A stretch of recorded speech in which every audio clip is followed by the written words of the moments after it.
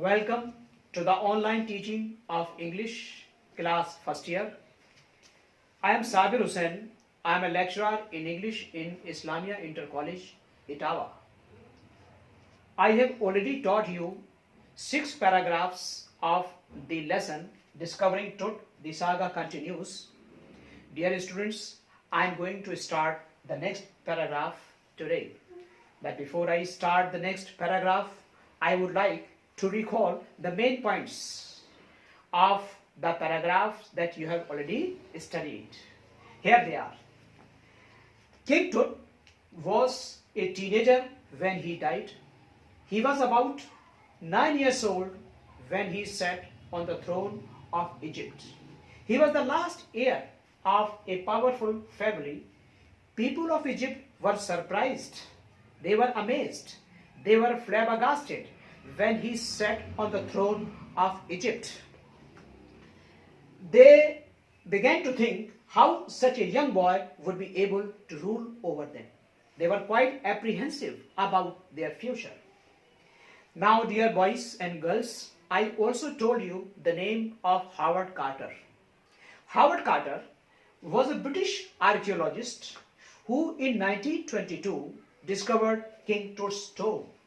He tried to loosen the resins by putting the mummy outside in the sun that heated it to 149 degrees Fahrenheit. The last point, King Tut's mummy was one of the first to be scanned. The CT scan showed an astonishing image of King Tut. This is all about the paragraphs that you have already studied.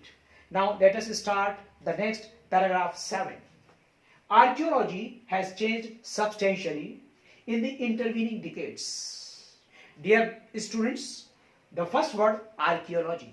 What do you mean by this word archaeology? Archaeology means a study of cultures of the past and of periods of history by examining the ancient buildings and objects in the ground. This is archaeology. Substantially, to a very great extent. Intervening decades. Intervening, past, in between. So the writer says that archaeology has undergone a drastic change. It has undergone a big change during the decades that passed in between, focusing less on treasure. Now it pays less attention to the treasures, wealth and riches, and more on the fascinating details of life. It pays more attention to the charming details of life and intriguing mysteries of death. It also pays more attention to the mysteries of death that arouse our curiosity. It also uses more sophisticated tools. Sophisticated, most modern. Sophisticated, this is the word which is very much in use in the newspaper. Such as you can say that America, the USA, is supplying sophisticated weapons to India. So it also uses more sophisticated tools. Archaeology also makes use of some most modern tools, including medical technology. In 1968, more than 40 years after Carter's discovery, an anatomy professor X-rayed the mummy and revealed a startling fact. He disclosed a fact which was very surprising and astonishing. Beneath the resin, beneath means under, resin, a sticky substance produced by the trees that cakes his chest. Under the resin, the sticky substance that layered his chest, his breastbone and front ribs were missing. They were not found there. Now, difficult words used in the paragraph. Substantially, to a great extent. Sophisticated, a machine or device made using advanced and complex methods. Startling, very surprising. Anatomy, the study of the structure of the bodies. Now, dear students, summary of the paragraph. In 1968, an anatomy professor X-rayed the mummy and revealed a startling fact. He claimed that the breastbone and the front ribs of the mummy were missing. Now, the classwork for the students. What startling fact was revealed by a professor of anatomy about King Tut? It's a very easy question for the students because you have already studied. The professor revealed an astonishing fact that beneath the resin that layered his chest, his breastbone and front ribs were missing. Now, paragraph 8. Today, diagnostic imaging can be done with computed tomography or CT. Dear students, diagnostic is an adjective. Diagnostic connected with identifying something. Imaging, pictures, images. Today diagnostic imaging can be done with computed tomography. Computed tomography means scanning of a part of body. When you go to a doctor, the doctor diagnoses your disease. But sometimes it so happens that the doctor finds himself quite unable to diagnose your disease because the disease is hidden. It is internal.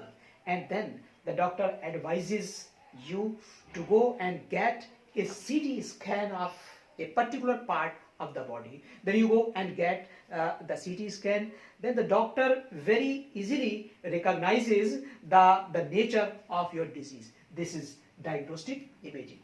So today diagnostic imaging can be done with computed tomography. The doctor easily recognizes the nature of the disease with the help of a CT scan, by which hundreds of X-rays in cross-section are put together like slices of bread to create a three-dimensional virtual body.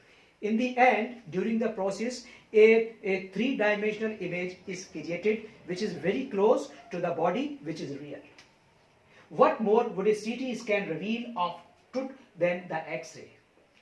A CT scan would not reveal more about truth than the X-ray. And could it answer two of the biggest questions still lingering about him? Would it be able to answer two major questions that are still unanswered about King Tut? What are those questions? How did he die? Question number 1. How did King Tut die and depart from this world?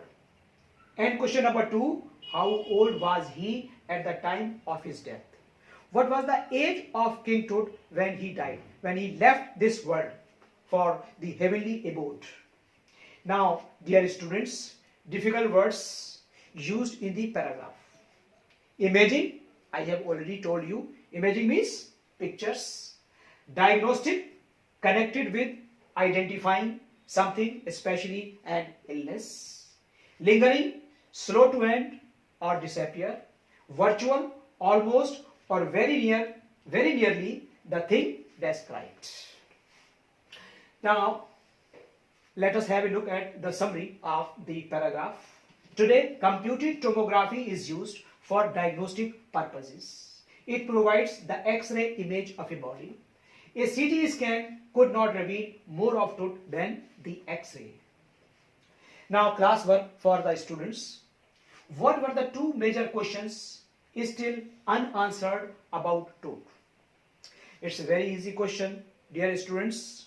What were those two major questions? Question number 1. How did King Tut breathe his last? How did he die? And question number 2. What was the age of King Tut at the time of his death? These are the two major questions that are still unanswered. Now, let us move to paragraph number 9. King Tut's demise was a big event. Demise, death. A big event. Tut, you know very well, was no ordinary figure. He was a king after all. And so, his death, his demise was no ordinary incident. It was a major incident in the history of ancient Egypt. Even by royal standards, even if we judge him by royal standards, by royal level, he was the last of his family's line. King Tut was the last among his ancestors or forefathers that ruled over Egypt. and his funeral was the death rattle of a dynasty. His funeral ceremony was the end of the existence of a dynasty. And you can also say that the death of King Tut was the end of the existence of a dynasty. The death of King Tut was the end of the existence of a dynasty. But the particulars of his passing away and its aftermath are unclear. Passing away, death. The writer says that the details of his death are still a mystery. They are still a secret, and they are not known to the people. The people of the world are still not clear about the details of his death and its aftermath. Aftermath means consequences, and its consequences are also not clear to the people.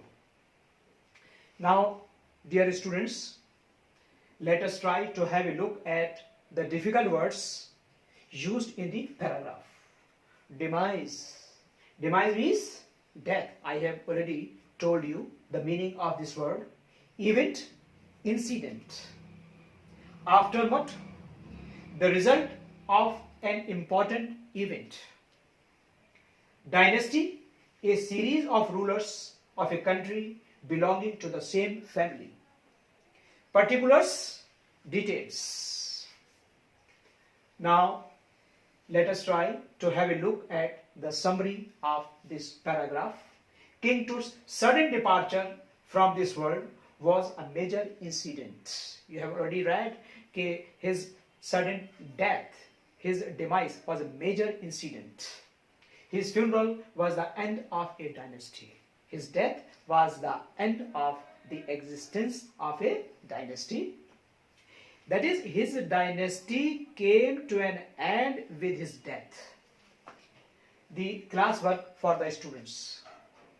What was a big event? It's a very easy question. I am sure 100 out of 100 students would be able to answer this question. It's a very easy question. What was a big event? King Tut's demise was a big event. And question number 2, a dynasty came to an end with the ... of King Tut. Fill in the gap. Which word will you use in the gap here? Once again, a dynasty came to an end with the ... of King Tut. You read in the paragraph, it was funeral. A dynasty came to an end with the funeral of King Tut. Okay? Now, let us move forward to paragraph number 10. Amenhotep III, Tut's father or grandfather, was a powerful pharaoh who ruled for almost 4 decades. This is Amenhotep III. You say Tut's father or grandfather. What does it show? It shows that even the writer is not clear whether Amenhotep III was the father or grandfather of Tut. So Amenhotep III, Tut's father or grandfather, was a powerful pharaoh. But one thing is sure about him, that he was a very powerful king who ruled for almost 4 decades. And his rule spanned over a period of 4 decades, that is 40 years. His rule spanned over a period of 40 years at the height of the 18th dynasty's golden age. Try to understand, my dear. And he ruled at a time when the golden age of the 18th dynasty was at the height of its fame. It was at the height of its name and fame. The golden age of the 18th dynasty was at the pinnacle of its glory. Pinnacle, P-I-N-N-A-C-L-E. It was at the climax. His son, I think you must be getting my point. His son, Amenhotep IV, succeeded him When Amenhotep III died, after him, his son Amenhotep IV sat on the throne and initiated one of the strangest periods in the history of ancient Egypt. He started one of the most peculiar era in the history of ancient Egypt. Initiated means started. He started the most peculiar period in the history of ancient Egypt. The new pharaoh promoted the worship of the Aten. The new ruler, the new king, encouraged the worship of the Aten. The sentence shows that the new king was religious. He was religious minded, and this is why he promoted the worship of the Aten, the sun disk. Okay? He was religious, and so he encouraged the worship of the Aten. Aten means the sun disk. Changed his name to Akhenaten. He did one more thing. He changed his name, and now his name was Akhenaten, and Akhenaten, or servant of the Aten, and moved the religious capital from the old city of Thebes to the new city of Akhenaten. He did one more thing.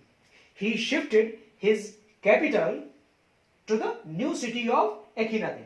Leaving the old city of Thebes, he shifted his religious capital to the new city of Akhenaten. Now here, try to understand the word Thebes. Thebes is an ancient city of Egypt located on the bank of the river Nile. Okay? Akhenaten. Now, known now as Amarna. Akhenaten is now known as Amarna. Let us move forward. He further shocked the country by attacking Ammon. He attacked Ammon, and so the people of his country were surprised. They were amazed when he attacked Ammon. A major god, Ammon was a major god, smashing his images, smashing, breaking, destroying. He broke his idols, his images. He destroyed his idols, his images, and closing his temples. He also got his temples closed. Now people were not allowed to go to the temples and offer their worship there. They were not allowed to go to the temples and offer their worship there. It must have been a horrific time. Horrific? Frightening. Frightening, It must have been a horrific time. It was certainly a very frightening time. A horrific time, said Ray Johnson. It was spoken by Ray Johnson. And who is Ray Johnson? Director of the University of Chicago's Research Center in Luxor. He was the director of the University of Chicago's Research Center located in Luxor. Luxor is a modern city in Egypt. It's a modern city in Egypt, the site of ancient Thebes. The family that had ruled for centuries was coming to an end. The family of King Tut had ruled over Egypt for a number of years. It had ruled over Egypt for a number of centuries. But now the existence of this family was on the verge of departure from this world. They were about to come to an end. The family was about to come to an end. Was coming to an end. And then Akhenaten went a little wacky. Wacky means eccentric, mad. And in the end, Akhenaten became eccentric. He became mad. Now, let us try to have a look at the difficult words used in the paragraph. Shocked, surprised, and upset. Smash, to break something into many pieces. Smash. The word smash is used in tennis. Horrific, horrifying. Wacky, eccentric. Initiated, started. Succeed, to come next after somebody. Pharaoh, this is the title which is used for the ruler of Egypt, whosoever he may be, but if he is the king or emperor of Egypt, so the word Pharaoh will be used. So Pharaoh, a ruler of ancient Egypt. Now dear students, let us try to have a look at the summary of this paragraph. Amenhotep III, King Tut's father or grandfather, was a powerful king. He was succeeded by Amenhotep IV, who promoted the worship of Aten, the sun disk, and changed his name to Akhenaten. He surprised the country by attacking Ammon. He attacked Ammon, and so the people of his country were very much amazed. They were very much surprised. He destroyed his images, his idols. His images were destroyed, were smashed, and closed his temples. He also got his temples closed. Nobody was permitted to go and offer his worship there. Certainly, it must have been a horrifying time. It was certainly a very horrific and frightening time for the people. Now, para 11. After Akhenaten's death, a mysterious ruler named Ismen-Kheker appeared briefly. So, after the death of Akhenaten, there came a mysterious ruler. The ruler was mysterious, and his name was Ismen-Kheker. But his period was brief. It was very short and exited with hardly a trace. Exited with hardly a trace. And when he left, he did not leave even a single mark about himself. And then a very young Tutankhaten took the throne. And after him, a young Tutankhaten ascended the throne. King Tut, as he is widely known today, and he is popularly known today by the name of King Tut. The boy, king, soon changed his name to Tutankhamen. The young boy changed his name, and now he was known by the name of Tutankhamen, living image of Ammon. And he was a living image, a living example of Ammon, and oversaw a restoration of the old ways. Oversaw, supervised. Restoration, restore, to bring back something. He did his best to re-establish the old ways, habits, and practices. He tried his best to re-establish the old practices and habits. He reigned for about 9 years. You have seen this thing several times, and then died unexpectedly. And he died out of the blue. When he died, nobody expected him that he would die and depart from this world. So he died out of the blue. Now let us try to have a look at the words, difficult words used in the paragraph. Mysterious, full of mystery. Exit, to leave a building or large vehicle. Oversaw, supervised. Now the summary of the paragraph. After the death of Akhenaten, Ismen-Kheker ascended the throne for a short period, and then a very young Tutankhaten took the throne. He is popularly known as King Tut today. He died unexpectedly after 9 years. Homework for the students. Short answer type questions. Which questions still linger about King Tut? Number 2. King Tut's demise was a big event, even by royal standards. Why? Who was the last ruler of a powerful dynasty? Discuss in brief. These are the short questions for the students. I hope that the students would be able to answer the questions very easily. I am quite sure that the students must have enjoyed today. Thank you very much. Have a nice day.